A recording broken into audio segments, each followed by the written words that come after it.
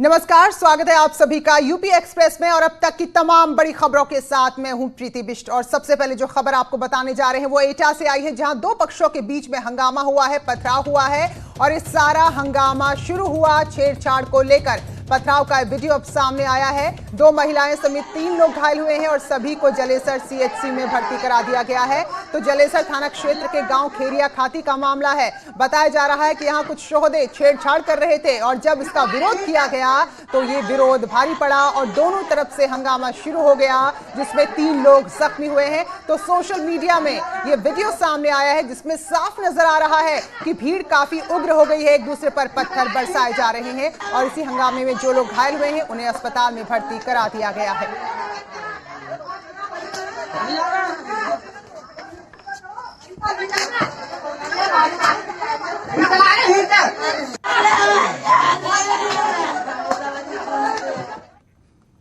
और कानपुर से खबर है, जहां निजी स्कूलों की मनमानी लगातार जारी है। अभिभावक परेशान हैं, आंदोलन कर रहे हैं और इसी कड़ी में सरसैया घाट में अभिभावकों ने प्रदर्शन किया। दरअसल अभिभावकों का कहना है कि कानपुर में जिला प्रशासन की लापरवाही से जो निजी स्कूल हैं वो फीस कम नहीं कर रहे हैं और शहर के सर पदमपत, सिंघानिया, स्वराज इंडिया समेत तमाम ऐसे स्कूल हैं जिन्होंने कम करना तो छोड़िए फीस बढ़ा दी है, जबकि शासन का साफ साफ निर्देश है कि किसी भी परिस्थिति में फीस ना बढ़ाई जाए। अभिभावक फीस में छूट की मांग कर रहे हैं, वहीं जो बच्चे फीस नहीं जमा कर रहे हैं उनको ऑनलाइन क्लास भी उपलब्ध नहीं कराई जा रही है और जिला प्रशासन भी ऐसे अभिभावकों की नहीं सुन रहा है। यही वजह थी कि मजबूर होकर अभिभावकों को प्रदर्शन करना पड़ा। हालांकि इस दौरान पुलिस ने कई लोगों को हिरासत में भी लिया।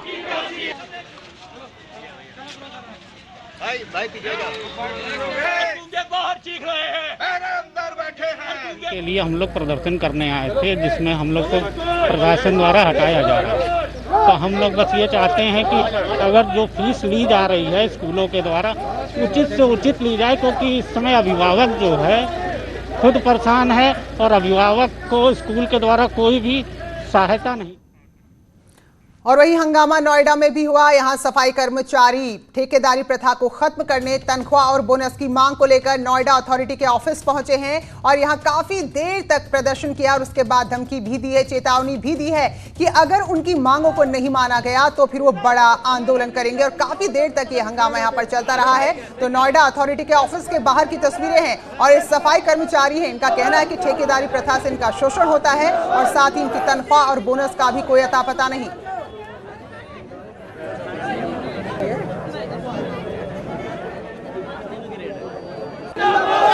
नोएडा अथॉरिटी ने 2017 में ही आदेश रखा कि इनको सबको नियमित किया जाएगा, वो आदेश उन्होंने दबा के रखा हुआ है। दूसरा, यहाँ पे ठेकेदारी जो कि कहीं नामो निशान नहीं है ठेकेदारी का, फिर भी ये लोग बहुत सारी ऐसी बातें हैं।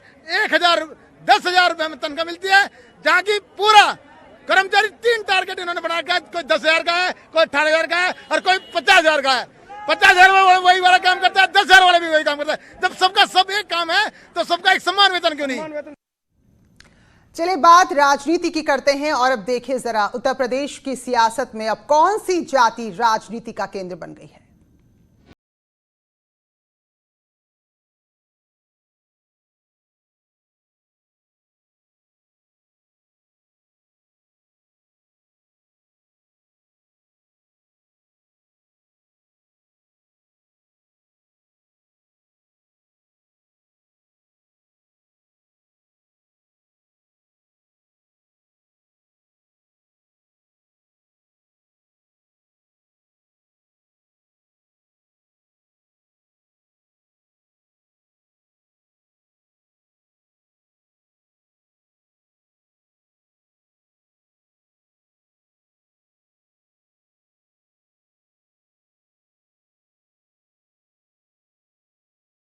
राम परशुराम, तमाम बातें, तमाम मुद्दे और अब ब्राह्मण काट खेल रही है बीजेपी। जो आज बीजेपी के एक नेता का बयान आया वाकई में चौंकाने वाला है। बीजेपी गरीब ब्राह्मणों का बीमा कराएगी और ये बयान दिया बीजेपी के नेता उमेश द्विवेदी ने। तो उनका तो बाकायदा ये भी कहना है कि जो भी राज्य में ब्राह्मण है उनका इंश्योरेंस यानी कि बीमा के लिए बाकायदा प्रस्ताव भी तैयार हो रहा है और सभी ब्राह्मणों का मेडिकल इंश्योरेंस कराया जाएगा। तो अब उत्तर प्रदेश की सियासत को ब्राह्मणों के इर्द गिर्द बुना जा रहा है, इसका ताना बाना। तो आप देखिए जरा, जैसे ही राम मंदिर का शिलान्यास हुआ तो दूसरी पार्टियों को लगा कि कहीं क्रेडिट बीजेपी ना ले जाए, तो हम परशुराम को लेकर आ जाएं। इसके अलावा जो विकास दुबे का एनकाउंटर हुआ तो उसको भी अपनी राजनीति में इस्तेमाल किया। बीएसपी ने साफ साफ कह दिया कि भाई ब्राह्मणों का उत्पीड़न हो रहा है, तो बीजेपी को लगा कि कहीं ब्राह्मण वर्ग नाराज ना हो जाए, ये तो इनका वोट बैंक है, अगर ये खिसक गया तो क्या होगा। तो अब यहां पर बीजेपी कह रही है, बीजेपी के नेता कह रहे हैं कि वो ब्राह्मणों का इंश्योरेंस कराएंगे।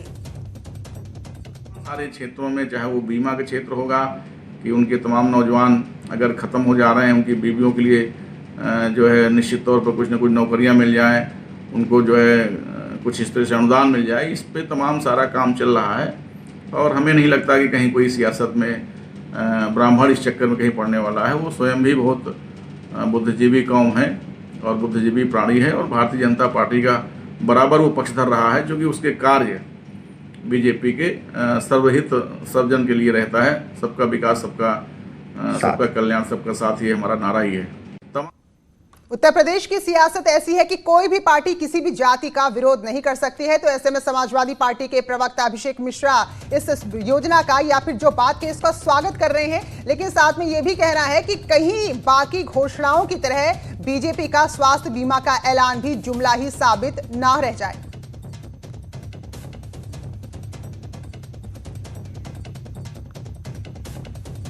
और बीएसपी अध्यक्ष मायावती इस पूरे मामले में ट्वीट करते हुए हमला बोल रहे हैं। उनका कहना है कि यूपी बीजेपी सरकार द्वारा गरीब ब्राह्मणों का बीमा कराने की बात इस वर्ग के प्रति केवल अपनी कमियों पर पर्दा डालने के लिए ही लगता है, जबकि ब्राह्मण समाज को वास्तव में बीमा से पहले उनके सरकार से अपने मान सम्मान और पूरी सुरक्षा की गारंटी चाहिए। सरकार इस ओर ध्यान दे तो बेहतर है। ब्राह्मण बीमा पर मायावती का ट्वीट, और वो साफ तौर पर यही कह रही है कि जो कमियां रह गई हैं या जो कर रही है बीजेपी ब्राह्मणों को लेकर, उस पर पर्दा डालने की ही एक कोशिश है।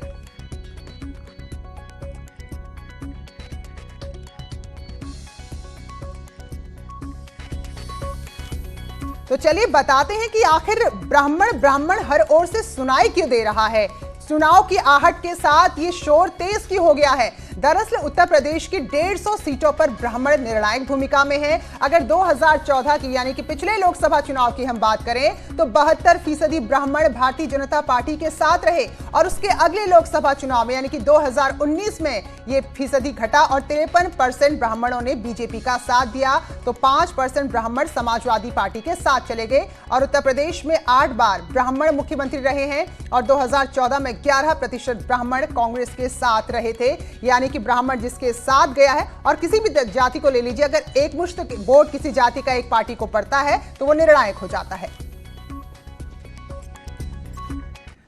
और प्रियंका गांधी ने एक बार फिर से यूपी की कानून व्यवस्था को लेकर निशाना साधा है। फेसबुक पर पोस्ट कर यूपी पुलिस प्रशासन पर निशाना साधा है। प्रियंका गांधी ने अपने फेसबुक पोस्ट पर लिखा है, बुलंदशहर, हापुड़, लखीमपुर खीरी और गोरखपुर लगातार इस तरह की घटनाओं से साबित हो रहा है कि महिलाओं को सुरक्षा देने में उत्तर प्रदेश सरकार पूरी तरह विफल रही है। अपराधियों के मन में कानून का कोई डर नहीं है। उसी का परिणाम है कि महिलाओं के खिलाफ विभत्स से विभत्स घटनाएं घटती जा रही हैं। पुलिस और प्रशासन ना तो उन्हें सुरक्षा दे पा रहा है, ना ही उचित कार्रवाई कर पा रहा है। उत्तर प्रदेश सरकार कानून व्यवस्था की समीक्षा करे और महिलाओं के सुरक्षा संबंधित हर कदम को गंभीरता से उठाए।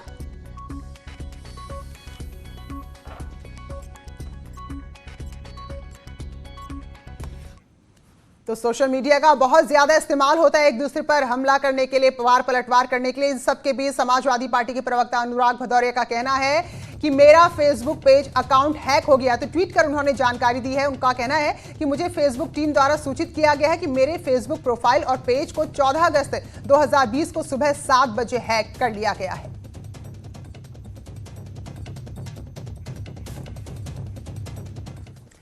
और आमिर खान ने तुर्की की फर्स्ट लेडी से मुलाकात की है, जिसको लेकर आमिर खान सोशल मीडिया पर जमकर ट्रोल हो रहे हैं। दरअसल तुर्की उन देशों में शुमार है जिसने जम्मू कश्मीर से धारा 370 हटने का विरोध किया था, और इसी को लेकर आमिर खान को अब सोशल मीडिया पर निशाना बनाया जा रहा है। आमिर खान इन दिनों अपनी आने वाली फिल्म लाल सिंह चड्ढा की शूटिंग के लिए तुर्की में है, और वहीं इसी मामले में विहिप के प्रवक्ता विनोद बंसल का कहना है कि आमिर खान कि अगर बात करें तो आजकल कुछ नेता अभिनेता अपने आर्थिक हित साधने के लिए राष्ट्रीय हित की परवाह नहीं करते हैं। ऐसे देश के नेताओं से मुलाकात करने की क्या जरूरत थी जिसने हमारे देश के अंदरूनी मामलों में हस्तक्षेप किया हो।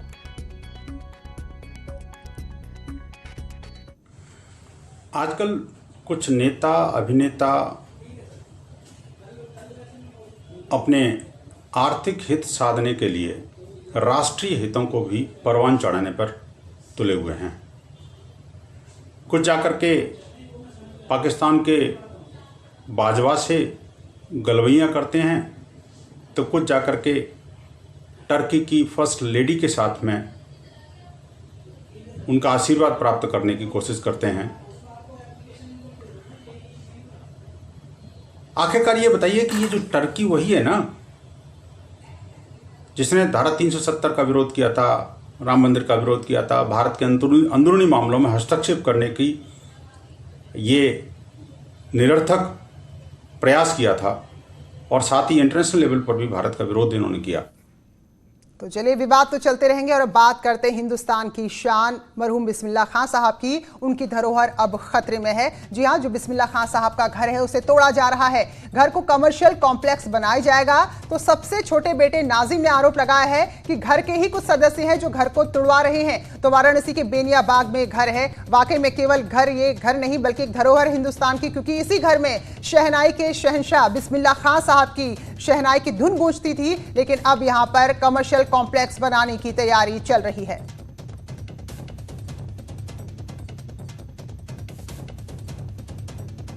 तो बिस्मिल्लाह खां साहब के ही छोटे बेटे हैं नाजिम और वो आरोप लगा रहे हैं कि घर के कई सदस्य हैं जो पैसे के लिए इस अमूल्य धरोहर को तुड़वा रहे हैं, बेच रहे हैं।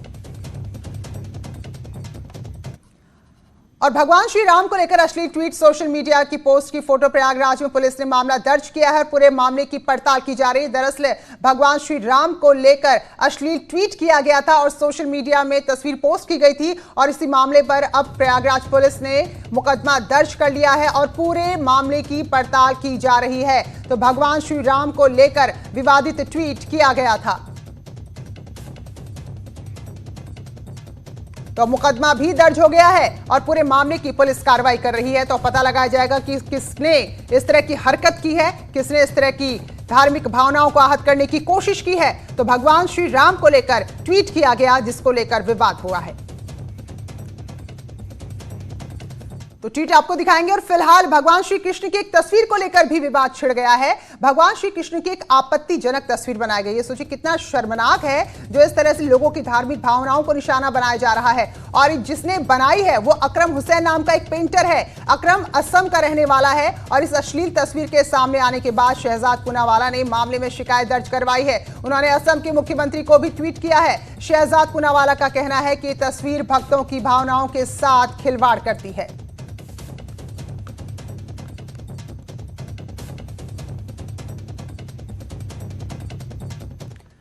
और अब बात करेंगे बाढ़ की। कृषि मंत्री सूर्य प्रताप शाही ने देवरिया जिले के कई बाढ़ प्रभावित इलाकों का निरीक्षण किया है। जो तटबंध है उनका हालचाल उन्होंने देखा, उनके हालात देखे हैं। कृषि मंत्री को मौके पर ग्रामीणों की समस्याओं से दो चार होना पड़ा। वहीं कृषि मंत्री ने कई ग्रामीणों को शासन स्तर से दी जा रही राहत सामग्री भी बांटी है। कृषि मंत्री ने बताया कि शासन स्तर से बाढ़ प्रभावित जो भी इलाके हैं सुविधाएं मुहैया कराई जा रही हैं। हालांकि ये बात सत्य है कि सुविधाएं भले ही दी जा रही हो लेकिन वो जो तबाही इस वक्त मची है उसके सामने बहुत बौनी साबित हो रही हैं और लोगों का घर बार खेती बाड़ी सब कुछ पानी में तबाह हो रहा है। जो बिना जहरीला सांप होता है उसका छोटे-छोटे दांत। क्योंकि नदी के बहुत करीब हैं तो स्वाभाविक रूप से समस्याएं हैं, लेकिन उसके समाधान करने की दृष्टि से सरकार ने प्रयास किए हैं। लोगों का स्वास्थ्य परीक्षण कराया गया है। उनके जानवरों के लिए भी यदि बीमारियां हैं तो उनके दवा का इंतजाम कराई गई है। साथ साथ में प्रत्येक प्रभावित परिवार को 5-5 लीटर निःशुल्क मिट्टी का तेल का वितरण किया जाएगा। इसके लिए 5000 लीटर तेल यहाँ गांव के भीतर आ गया है, जिसका वितरण आज से कल और परसों के बीच में सभी प्रभावित परिवारों को कर दिया जाएगा। निःशुल्क मिट्टी के तेल का वितरण किया जाएगा। जो बाढ़ से अत्यंत प्रभावित लोग हैं जिनके पास भोजन की व्यवस्था नहीं है, ऐसे सारे लोगों के लिए किट की व्यवस्था की जा रही है। घाघरा नदी ने अपना रौद्र रूप दिखाना शुरू कर दिया है। मैं इस वक्त हूँ परसिया देवार गांव के आसपास इलाके में। यह गांव चारों तरफ से पानी से तकरीबन डूब चुका है। अभी जिला प्रशासन ने एक राहत कैंप लगाया था। आपको मैं सबसे पहले दिखाना चाहता हूँ ये नदी का पूरा रौद्र रूप देखिए, जहाँ पे ये गन्ने की फसल है पूरी तरह से जलमग्न हो चुकी है। हालांकि यहाँ पे एनडीआरएफ और एसडीआरएफ की टीम भी मौजूद है और नाव की व्यवस्था भी की गई है। तकरीबन 2 किलोमीटर नदी में सफ़र करके मैं इस गांव में पहुंचा था, जहां पे जिला प्रशासन ने एक राहत कैंप लगाया था और लोगों को राहत किट भी दिया। देवरिया से न्यूज़ 18 के लिए उमाशंकर भट्ट। और स्मार्ट सिटी मुरादाबाद नगर निगम के वार्ड नंबर 12 में रहने वाले लोगों को पिछले 6 महीने से अपने घरों के बाहर जमा गंदे नालियों के पानी से ही गुजरना पड़ रहा है। कॉलोनी के लोग नगर निगम के अधिकारियों से शिकायत कर करके थक चुके हैं। देखिए जरा, कोरोना की महामारी पहले ही फैली हुई है और ये गंदा पानी लोगों की टेंशन और बढ़ा रहा है। आज तक कोई सुनवाई इनकी नहीं हुई है। वहीं समाजवादी पार्टी के 2 पार्षदों के रवैये के चलते भी लोगों की परेशानी बढ़ गई है। दरअसल दोनों ही पार्षद इस सड़क को एक दूसरे का इलाके का बता रहे हैं और अपने कोटे से नालियों और सड़क का निर्माण करने से बच रहे हैं। जबकि इस मामले में नगर आयुक्त से बात की गई तो उन्होंने कहा कि नई कॉलोनियां ऊंची बनी रही हैं, लेकिन जो भी ऐसे इलाके हैं वहां परेशानी इसकी वजह से ही आ रही है। तो यानी कि सारा ठीकरा जनता के सिर फोड़ दिया गया। शहर का जितना भी नया विकास है, नया डेवलपमेंट है, वो शहर के पेरीफेरी पर या आउटस्कर्ट्स पर होता जा रहा है और वहाँ जो नई कॉलोनीज बस रही हैं या जो नई आबादियाँ विकसित हो रही हैं, उन्होंने स्वाभाविक रूप से अपने घरों को उठा करके बनाया हुआ है, जिससे अंदर का पानी बाहर निकलने में और भी कठिनाई होगी। इस साथ ही जो नई कॉलोनीज़ का ड्रेनेज है उसका डिस्चार्ज भी हमारे पुराने शहर की तरफ ही, हमारे पुराने शहर के ड्रेनेज सिस्टम पे आता है।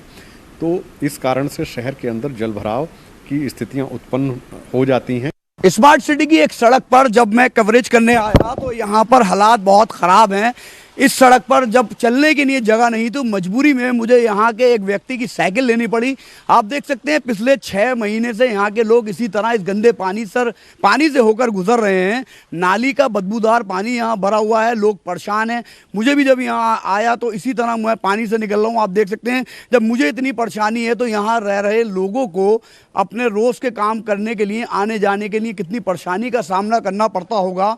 तो 2 समाजवादी पार्टी के पार्षदों के बीच में इस कॉलोनी के लोग पिछले 6 महीने से पिस रहे हैं और उन्हें अपने ज़रूरी काम के लिए इसी गंदे पानी से होकर आना जाना पड़ रहा है। वीडियो जर्नलिस्ट आलिम के साथ फरीद शमसी, न्यूज़ 18 मुरादाबाद। तो समस्या तो अधिकारी ने भी बता दी, लेकिन समाधान कोई नहीं बता रहा है। बहरहाल हापुड़ का रुख करेंगे। यहाँ भी बाढ़ का कहर देखने को मिल रहा है। यहाँ गढ़ तहसील के खादर क्षेत्र में गंगा का जलस्तर बढ़ गया है। इससे आसपास के करीब 20 गांव में पानी का सैलाब है। तो ये हालात हमारे विपिन गिरी, हमारे सहयोगी पहुंचे थे, तो बता रहे हैं कि किस मुश्किल से यहाँ के लोग 2-4 हो रहे हैं। देख सकते हैं इस वक्त ये गांव में के अंदर हैं और हम ट्रैक्टर पर सवार हैं और देखिए ये गांव जो है, इसके जो घर हैं वो डूबे हुए हैं, पानी में कई फीट डूबे हुए हैं और लगातार इस तरह की तस्वीरें जो हैं वो इन गांवों से निकलकर सामने आ रही हैं और लगातार हम इन गांवों का दौरा कर रहे हैं। आप देखिए बिजली के खंभे डूबे हुए हैं, खेती डूबी हुई है और सरकारी नल आधे से ज़्यादा डूबे हुए हैं। कई फीट तक यहाँ पर पानी भरा हुआ है। इन लोगों की ज़िंदगी जो है वो यहाँ पर पटरी से उतर गई है और जो शहर का संपर्क है वो इनका टूट गया है। आप देखेंगे इस तरफ भी तमाम जो रास्तों पर पानी ही पानी भरा हुआ है। खेती पूरी तरीके से डूब गई है। जो यहाँ पर सब्जी की खेती की जाती थी वो डूब गई है। घिया, तोरई, ये फसल बर्बाद हो गई है। ईख की फसल बर्बाद है।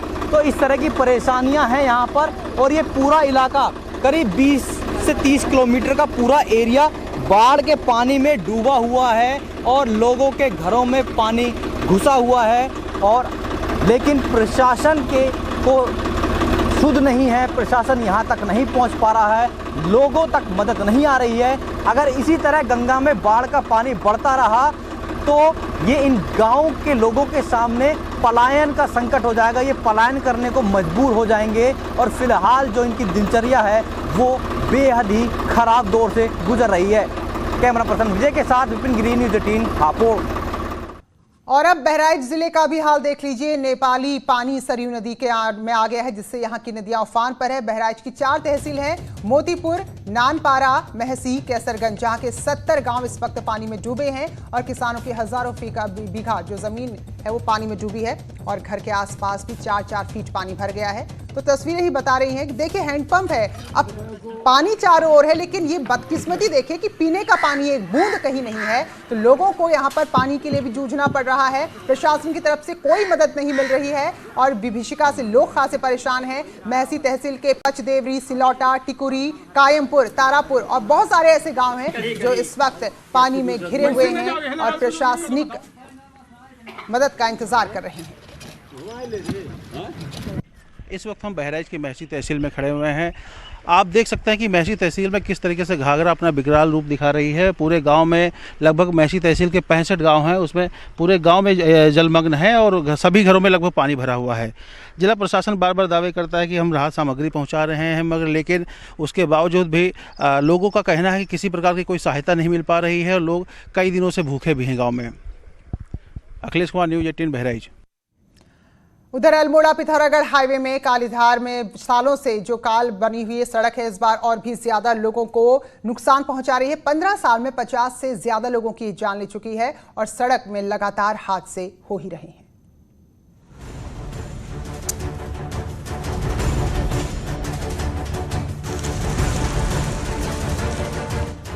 अल्मोड़ा से 8 किलोमीटर दूर पिथौरागढ़ हाईवे पर कालीधार है, जहां साल 2004 में एक बस खाई में गिर गई थी। इसमें 31 लोग काल के मुंह में समा गए थे। इसके बाद हर साल छोटे मोटे एक्सीडेंट होते ही रहते हैं। साल 2018 में भी शिक्षकों से भरी एक मैक्स खाई में गिर गई थी, जिसमें 8 लोगों की मौत हो गई थी। दुर्घटनाओं को रोकने के लिए जिला प्रशासन ने स्पीड ब्रेकर बनाए, साथ ही सड़क किनारे पैरा फीड बनाए गए। वहीं लोगों ने अपने चहेतों की याद में मंदिर और स्मृति पटल भी बनाए। फलस्वरूप पीडब्ल्यूडी के साथ मिलकर उन्होंने ब्लैक स्पॉटों को चिन्हीकरण कर हर जगह कुछ ना कुछ ऐसे काम किए हैं जिससे छोटे छोटे इंटरवेंशंस कर जिससे दुर्घटनाओं पे लगाम लगा है। और इस बार अल्मोड़ा में लगभग 100% हम लोगों ने कंट्रोल किया है, कोई भी मेजर दुर्घटना हुई नहीं है। पिथौरागढ़ से आते समय तीव्र मोड़ और हाईवे पर चढ़ाई होने के कारण सामने से वाहन को आते देख सकरी हाईवे में वाहन चालक अपना नियंत्रण खो देते हैं, जिससे अक्सर दुर्घटनाएं होती रहती हैं। हाईवे से गुजरने वाले चालक अपना अपना तर्क दे रहे हैं। सर, यहाँ पर यह है कि एक तो तीव्र ढाल है, दूसरा यहाँ पर आए दिन हम देखते हैं कि यहाँ पर दुर्घटनाएं होती रहती हैं। और जहाँ पर आप अभी खड़े हैं, यहीं से हमने देखा था कि कुछ टाइम पहले एक बस दुर्घटना हुई थी। सर, जब हम यहाँ से आते जाते हैं, गुजरते हैं, तो हमें बड़ी अजीब टाइप की एक फीलिंग हमारे दिल में आती है कि यार यहाँ इस जगह में क्या है। उधर टनकपुर को पिथौरागढ़ से जोड़ने वाला नेशनल हाईवे बॉर्डर पर बसे लोगों की लाइफलाइन तो है, लेकिन अब देश की सुरक्षा के लिए खासे मायने भी रखता है। लेकिन इसके बावजूद देखिए जरा, जो ऑल वेदर सड़कों का निर्माण हो रहा है, उसके चलते आए दिन हाईवे बंद हो रहा है।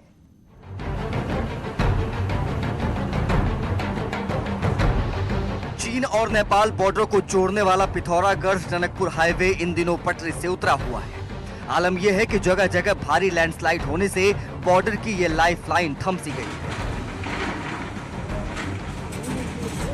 ये अहम हाईवे पिथौरागढ़ और चंपावत जिले को बाकी दुनिया से जोड़ता ही है, साथ ही सामरिक नजरिए से भी खासा अहम है। इसी हाईवे के जरिए सुरक्षा बल चीन और नेपाल बॉर्डर तक पहुंचते हैं। यही नहीं, बॉर्डर पर तैनात जवानों के लिए जरूरी सामान भी इसी के जरिए पहुंचाया जाता है। दिक्कत तो रोड ब्लॉक होने से बहुत ज़्यादा हो रही है आने जाने में। बाद में फैमिली को लेके आए हैं तो फिर लगेज वगैज है, इस चक्कर में बहुत आने जाने में। ऊपर से पुल जब पार कर रहे हैं तो ऊपर से पत्थर आ रहे हैं, उसका जान मान का खतरा हो रहा है बहुत ज़्यादा। साथ में बच्चे हैं, हुए हैं, लगेज है, भाग भी नहीं सकते ऊपर से पत्थर। 2016 से इस हाईवे को ऑल वेदर रोड में तब्दील करने का काम चल रहा है। रोड की चौड़ाई 12 मीटर की जानी है और पहाड़ काटने के फेर में 6 से ज्यादा डेंजर जोन बन गए हैं और इसी वजह से वहां पर आए दिन लैंडस्लाइड होता है। 150 किलोमीटर के इस हाईवे में लाख कोशिशों के बाद भी NHAI पहाड़ों को दरकने से नहीं रोक पा रहा। काफ़ी कमज़ोर टाइप का बैंड है, एक में पत्थर लगातार जो है कोहिजन लेस हैं, वो गिरते जा रहे हैं और ये जब तक ये स्लोप पूरा अपना मेंटेन नहीं कर पाता तब तक दिक्कत ही रहेगी सर अभी। और दो सीमांत जनपद तो है ही, चंपावत और पिथौरागढ़, साथ ही दो सीमाएं हैं, एक तरफ से नेपाल है, दूसरी तरफ से तिब्बत है। तो ये सड़क हमारे लिए बहुत महत्वपूर्ण सड़क है, इसलिए इन डेंजर जोन्स के प्रोटेक्शन के लिए हम भारत सरकार से बात भी करेंगे। प्रोजेक्ट को जून 2020 में पूरा होना था, लेकिन जो हालात हैं उससे साल के अंत तक भी इसका पूरा होना संभव नहीं दिखता। ऐसे में हाल फिलहाल तो लाखों लोगों को दिक्कतों से राहत नहीं मिलने वाली। न्यूज़ 18 के लिए पिथौरागढ़ से विजय वर्धन उप्रेती की रिपोर्ट। तो चलिए इसी रिपोर्ट के साथ बुलेटिन में इतना ही। ब्रेक के बाद भी खबरें जारी हैं।